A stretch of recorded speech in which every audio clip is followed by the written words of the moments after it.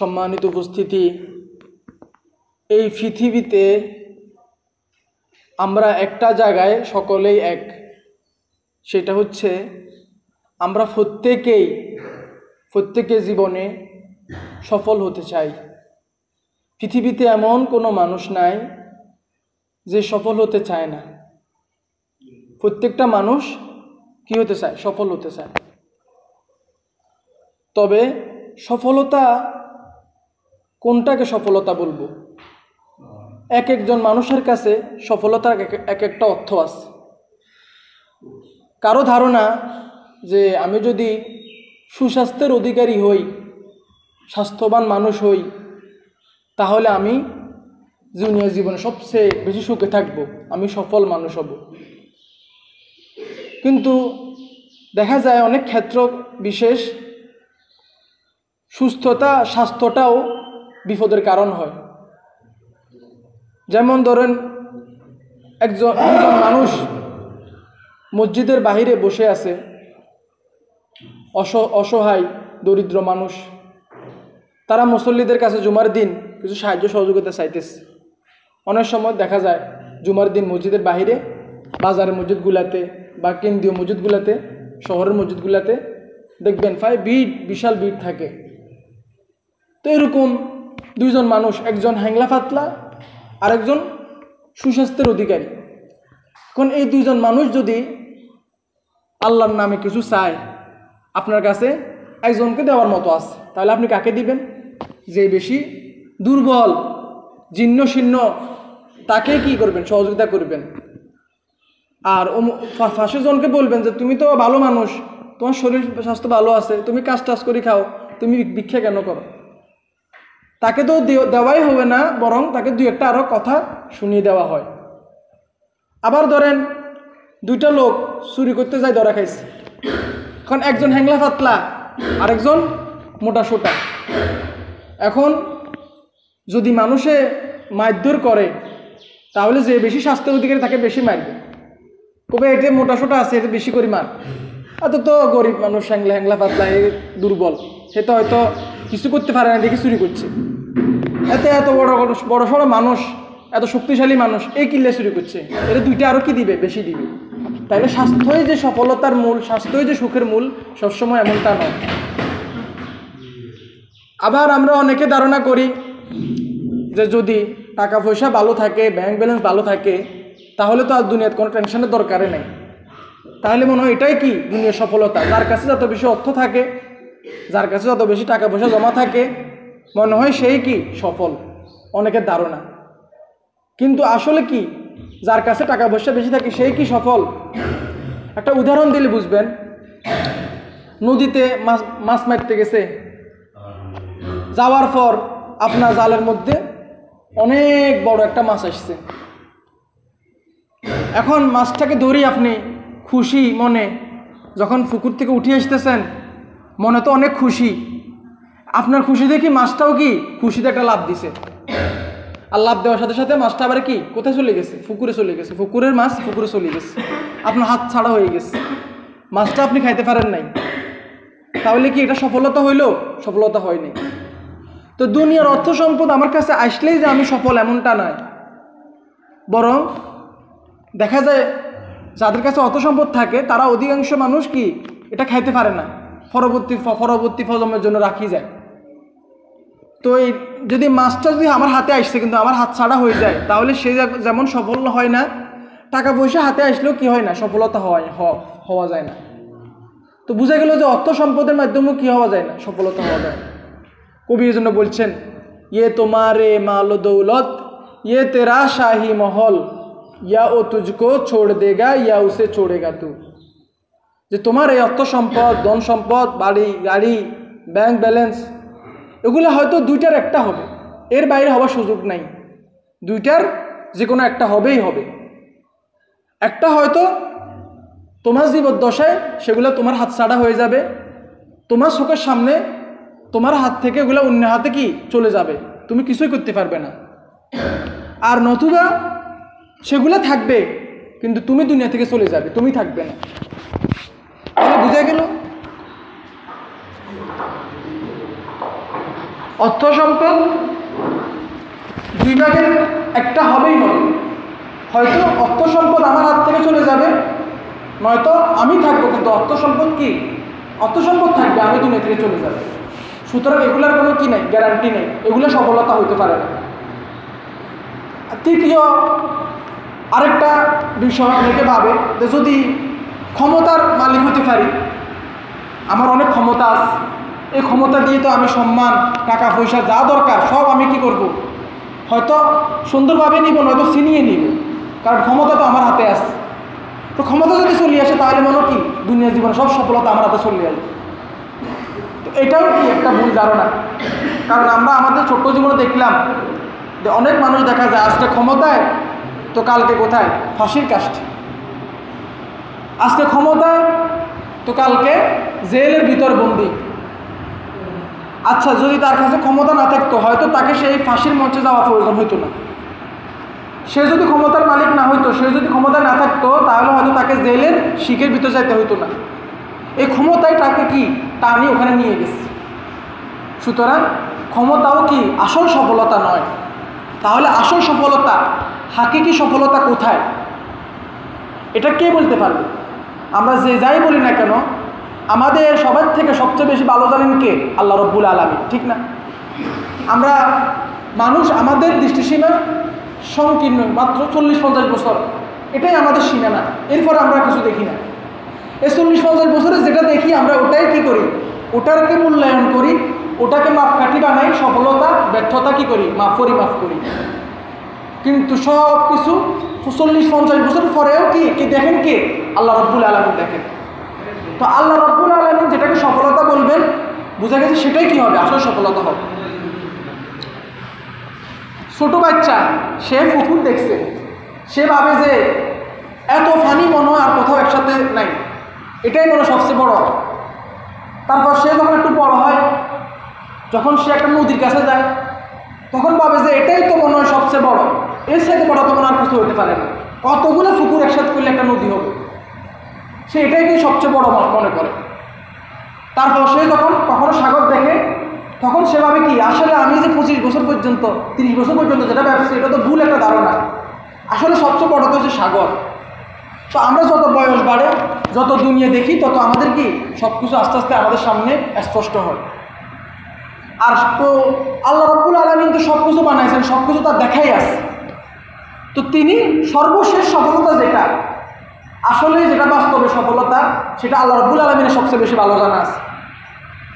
তো এখন আমরা জানতে চাই তাহলে আল্লাহ রাব্বুল আলামিনের দৃষ্টিতে সফল কারা? আল্লাহ রাব্বুল আলামিনের দৃষ্টিতে যারা সফল হবে তারা আসলে দুনিয়াতে সফল। আমার বোঝা না আসলেও সফল, বোঝা আসলেও সফল, বোঝা না আসলেও তারাই কি সবচেয়ে সফল। কারণ আমার জ্ঞান আর আল্লাহ রাব্বুল আলামিনের জ্ঞানটা এক না। তিনি যাকে সফল বলবেন সেই আসল সফল হবে।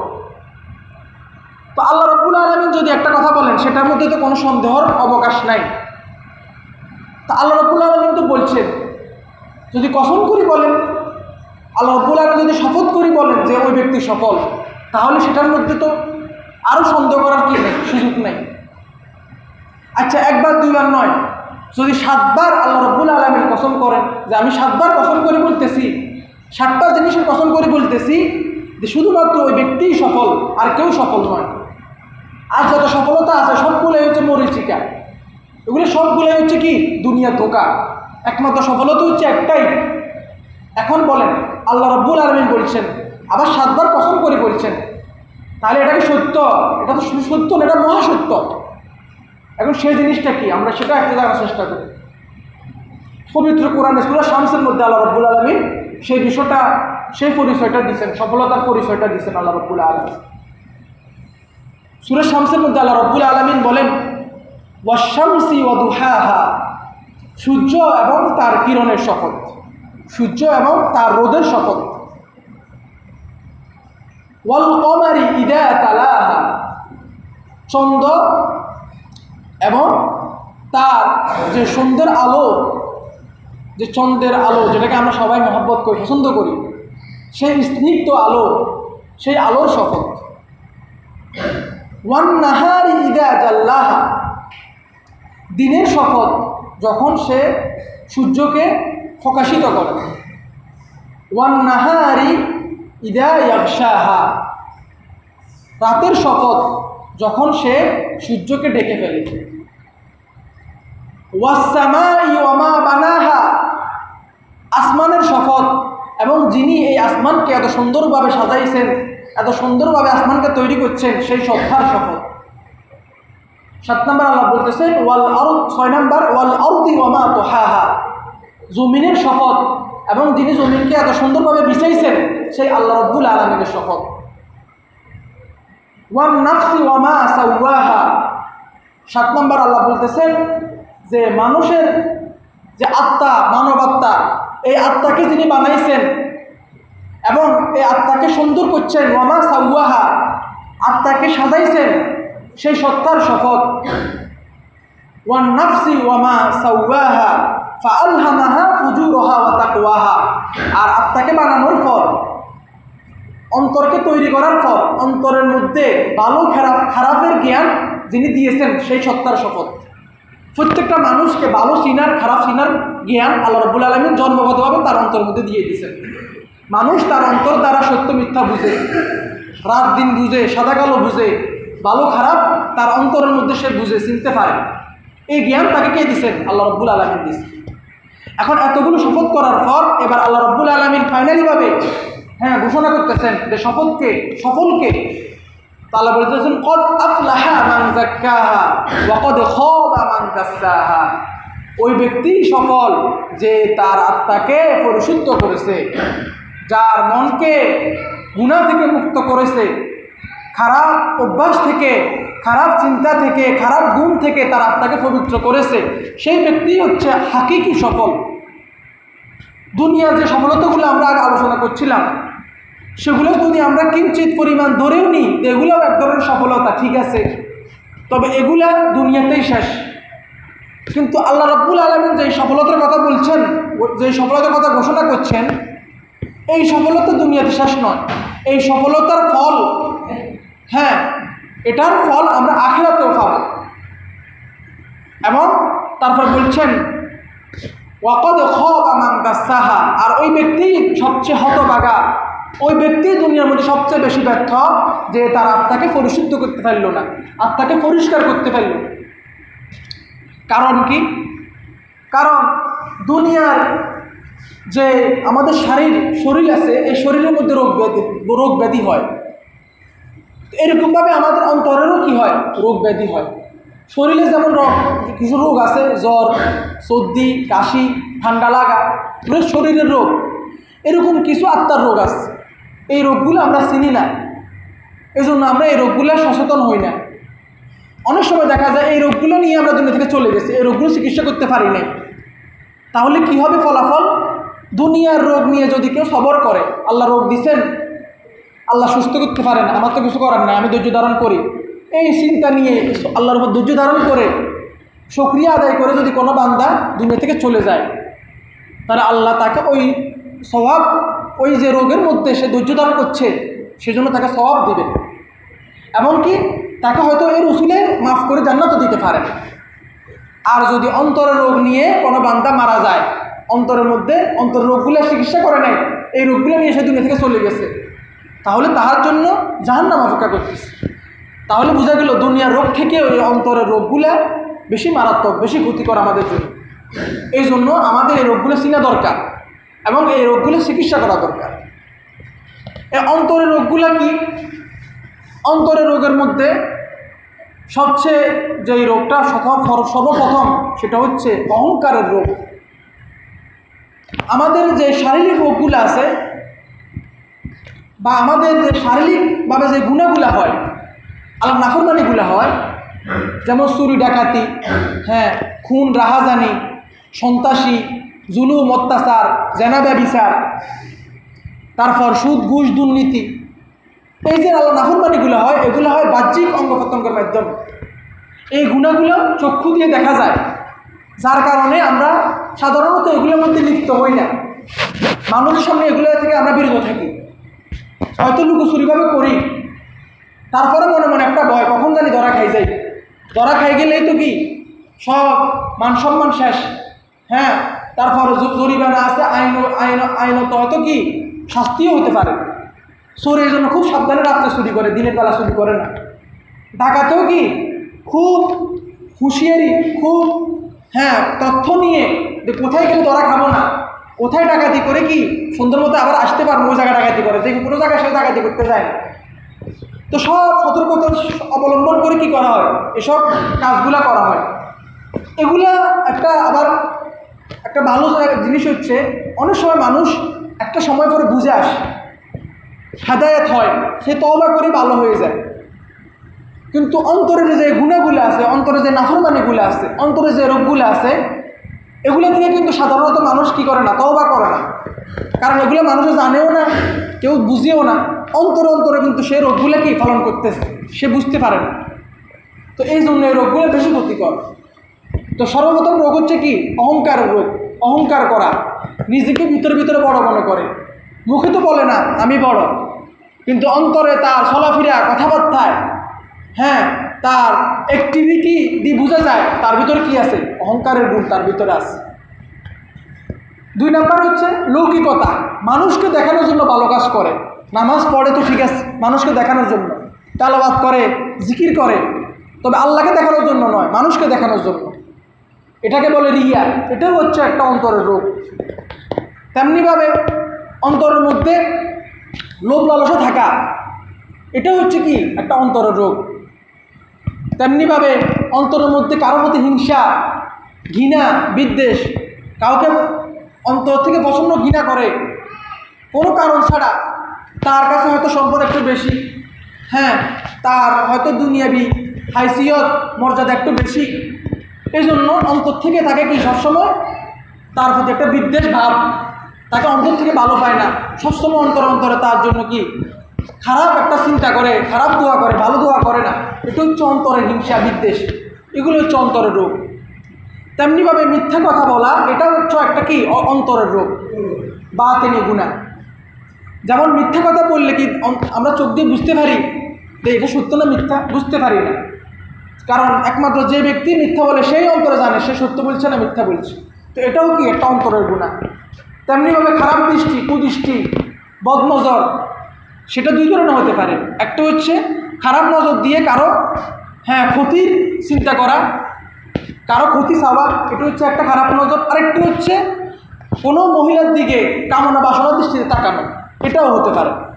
তো এই খারাপ নজর, এইগুলো হচ্ছে কি কয়েকটি অন্তরের গুনাহ, যেগুলোকে বাতিনি গুনাহ বলা হয়। এই গুনাহগুলো থেকে আমাদের বাঁচা উচিত।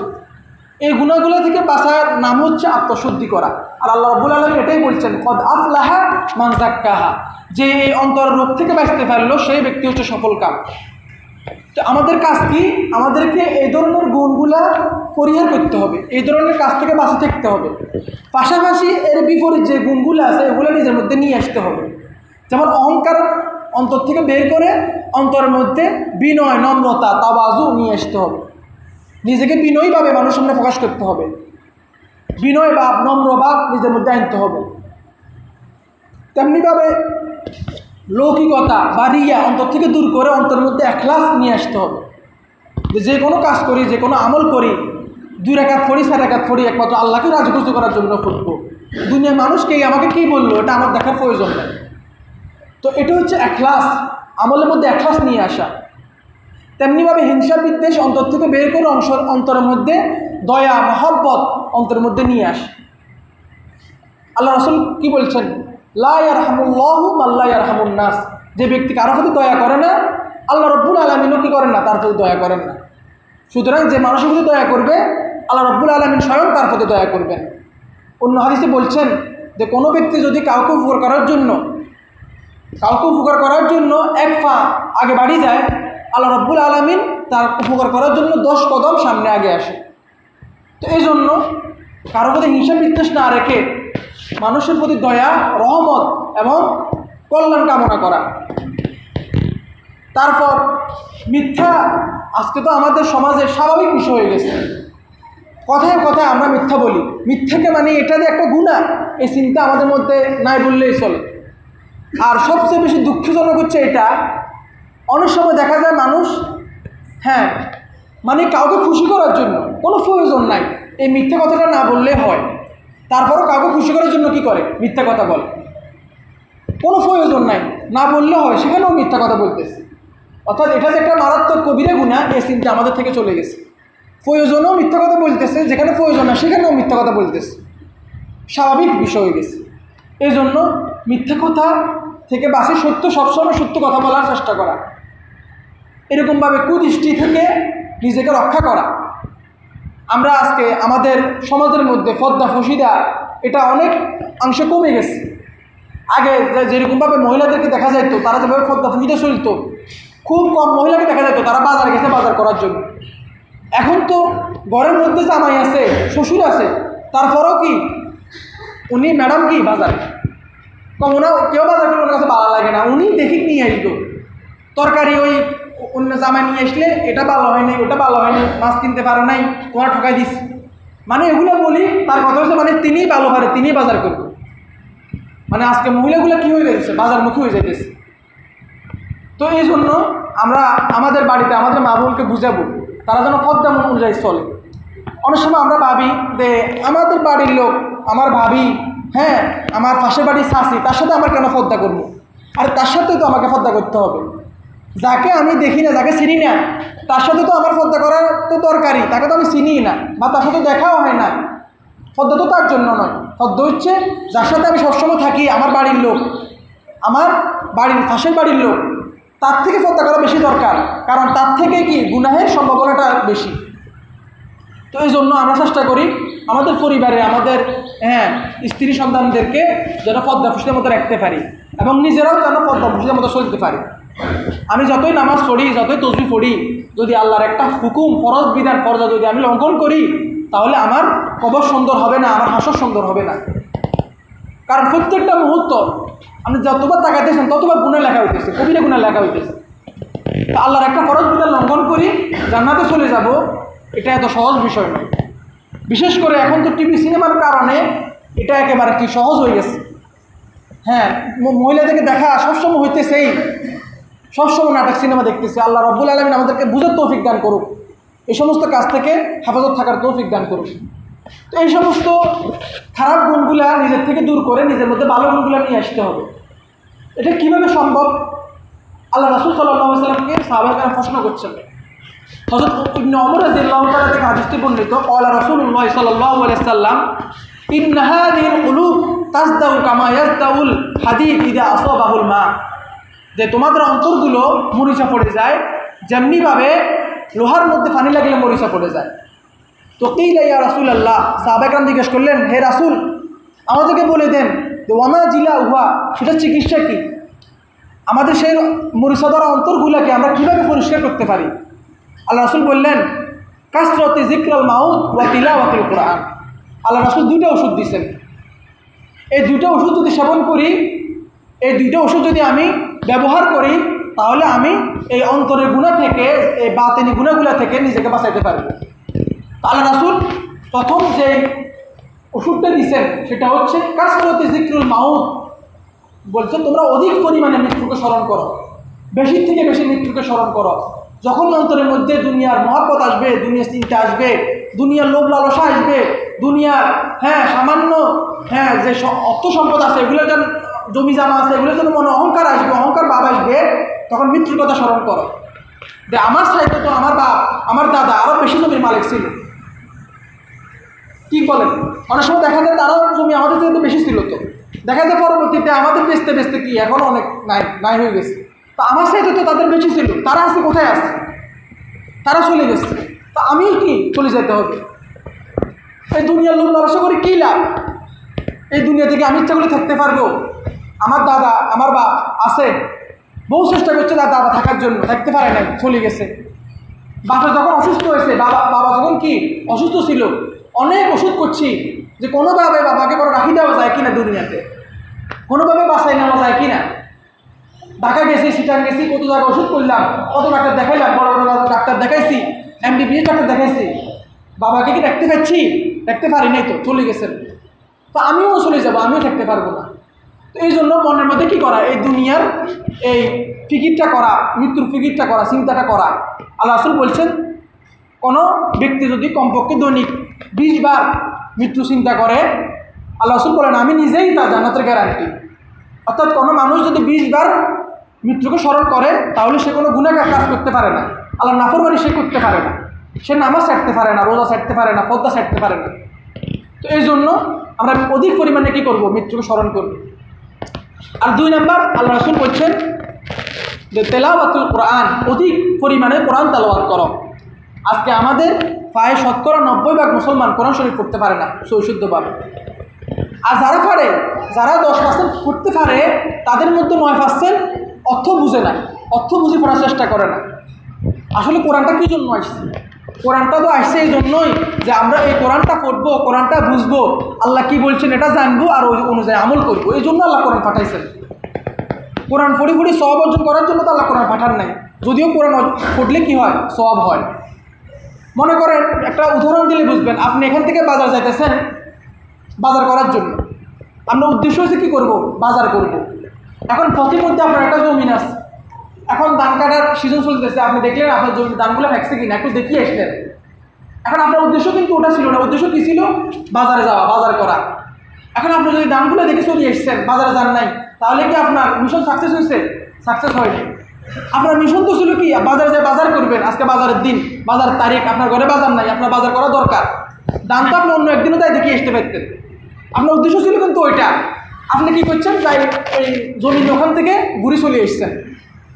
তাহলে কোরআন শরীফ যারা বুঝে না, কোরআন অনুযায়ী আমল করার চেষ্টা করে না, এমনি কোরআন শরীফ পড়ে, তাদের উদাহরণটা হচ্ছে এরকম যে তারা কি বাজার করতে যায়, জমিনটা দিকে চলে এসছে, বাজার করে নাই।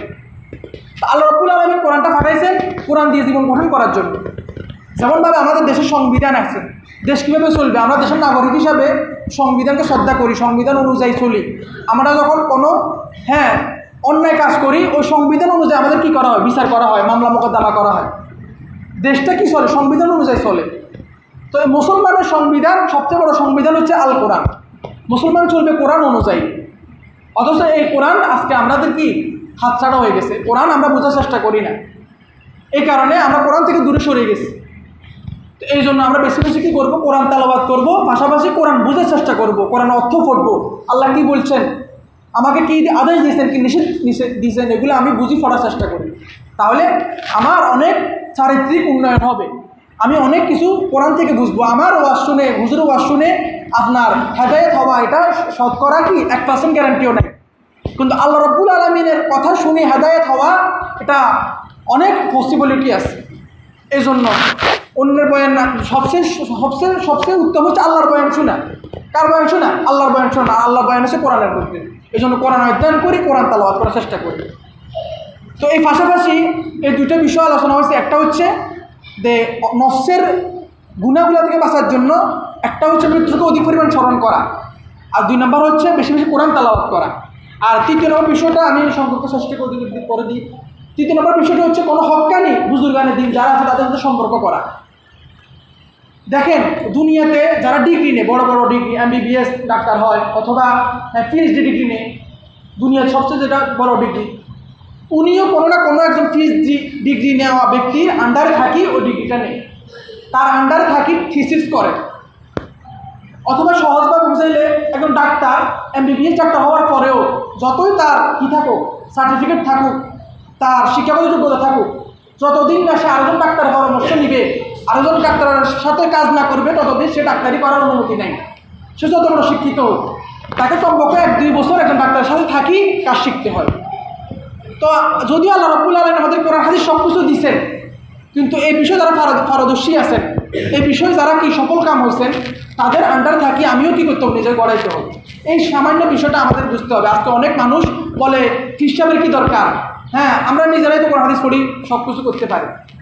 দুনিয়া সামান্য একটা বিষয় দেখেন, খেলার একটা বিষয়, খেলার জন্য একজন ভালো খেলোয়াড় সে জানে যে ব্যাটটা একটু দিয়ে উঠে ছক্কা হবে, আর একটু জোরে মারলে কী হবে? সাইড হবে। সে বুঝে, গ্রামের ছেলেরাও বুঝে ক্রিকেট খেলা। কিন্তু সে যত ভালো খেলোয়াড় হোক, সে যদি জাতীয় দলে চান্স পাইতে হয়, তাকে কোনো না কোনো কোচের আন্ডারে কী করতে হয়? প্র্যাকটিস করতে হয়। তো সামান্য খেলাটাও যদি কি একজন আন্ডার থেকে প্র্যাকটিস করতে হয়, দুনিয়া আখিরাতের একটা বিষয়, আখিরাতের সফলতার একটা বিষয়, এটা কীভাবে কারোর সাথে প্র্যাকটিস না করি কীভাবে আমরা সফল কাম হব? তো এই জন্য একজন বুজুর্গানে দিনের সাথে পরামর্শ করার কী আছে? প্রয়োজন আছে। এক আল্লাহওয়ালা বলছেন, আগুশে সদফ जिसके नसीबे में नहीं है वो कतराए इंसा कभी बनता नहीं गौहर। অর্থাৎ যে পানির ফোঁটাটা মুক্তা পায় না। আপনারা অনেকে জানেন যখন বৃষ্টি হয় মুক্তাগুলো সাগর উপরে আসি হা করে থাকে, আর সর্বপ্রথম যে বৃষ্টির ফোঁটাটা যে ঝিনুকের মধ্যে পড়ে ওই ঝিনুকটা মুক্তা হয়ে যায়, তার ভিতরে মুক্তা তৈরি হয়। তো যেই পানির ফোঁটাটা বলছেন কতরাই ইনসানের যে ফোঁটা, আমরা তো ফোঁটা থেকে সৃষ্টি, এক বিন্দু পানি থেকে আমাদের সৃষ্টি। তো কবি বলতেছেন যে ইনসানের ফোঁটাটা অর্থাৎ যেই মানুষটা ছোটোবেলায় কোনো শিক্ষকের অত বড় হওয়ার পর কোনো বুজুর্গ আলেমের সোহবতে থাকে না, সেই ইনসানটাও হাকিকি ইনসান হতে পারে না, সেই মানুষটাও সত্যিকারের মানুষ হতে পারে না। এই জন্য সত্যিকারের মানুষ হতে হলে একজন মানুষ সর্বপন্ন হতে হবে।